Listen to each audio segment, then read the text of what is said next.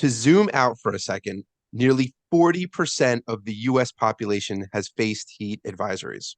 If you're wondering what the economic cost of extreme heat is, in Europe, it's about $2 trillion in the form of tourism as it plummets and the travel industry tanks.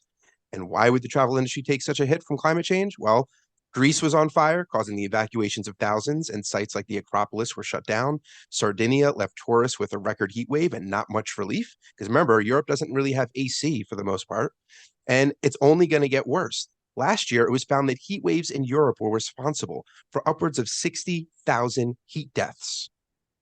And a callback to a previous climate episode, we talked about the vicious cycle of climate change and our measures to cope with it. US power generators have burned a record amount of natural gas during these hottest days of summer as businesses and homes crank up the AC. TBD on if our electrical grids can handle the sustained stress. And yes, if you're wondering, natural gas is a fossil fuel. So something else to consider is that heat can cause flooding. Scientists were just astonished by the unpredictable severity of a glacial lake outburst that flooded Juneau, Alaska. You may have seen videos or pics of these houses on the riverbanks just falling into the water.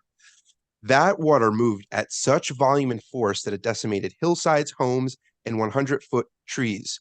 And the scariest part is that this rare event is likely to happen again and relatively soon.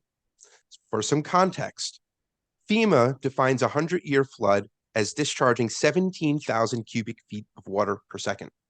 A 500-year flood is 20,000.